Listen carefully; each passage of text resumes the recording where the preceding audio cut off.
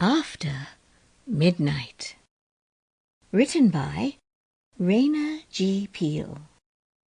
Narrated by Janet G. Henke. Prologue.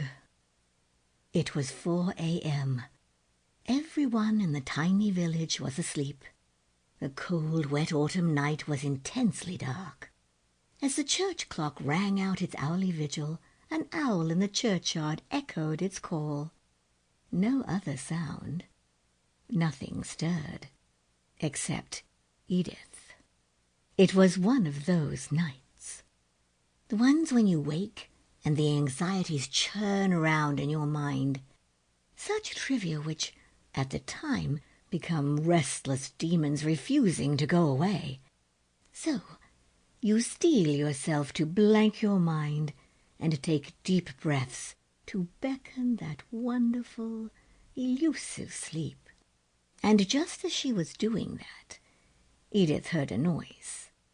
Downstairs. The cat had probably caught a mouse, she reassured herself. Quiet again. The cat was probably devouring her prey with surgical precision, she mused, consoled for a moment by the familiar sight. Then she heard a click, like a door closing. Surely not. The cat couldn't do that. Wide awake now, she listened for more. Sleep was out of the question. She began to feel hot and frightened. What if someone was in the house? No. Her anxiety was getting out of hand. She closed her eyes again, determined to banish the demons that invaded her consciousness. And it was then that she realized that there was someone downstairs, in her house, intruding. She became moist with sweat. A few moments of rational thought turned her fear to anger. How dare anyone enter her house uninvited? She would go and confront them, ask them what they thought they were doing, and tell them to leave.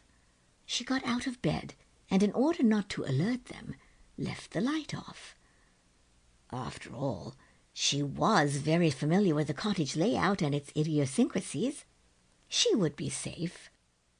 As she felt her way to the top of the stairs, she heard it again. The noise as if someone were in her drawing room. Again, rifling through all her belongings. Who were they? And how could they do this to her a second time? "Who's there?" she cried authoritatively, trying to disguise the panic in her voice. Silence. "Who is it? I know you are there." Nothing. Edith's heart was pounding loudly now. She could hear nothing else. She resolved to go down and see who it was, who had invaded her privacy. How dare they? It was then that she tripped on the stair. Sheer terror had overtaken her anger. As she tumbled like a rag doll, she felt as if she was in a dream.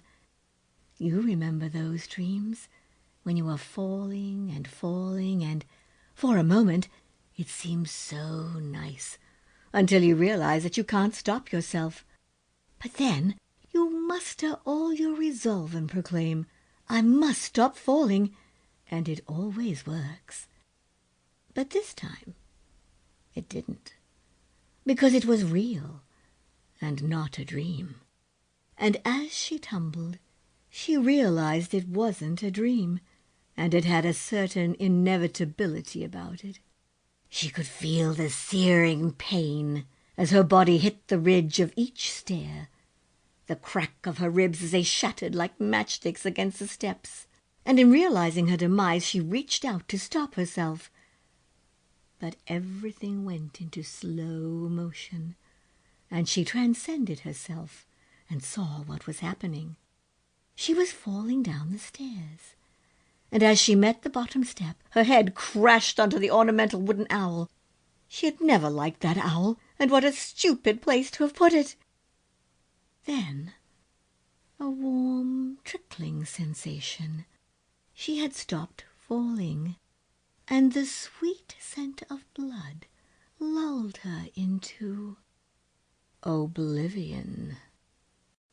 Chapter 1. As the rain splattered noisily on her umbrella, the young woman set out on her ritual morning walk. The leggy pines Sample complete. Ready to continue?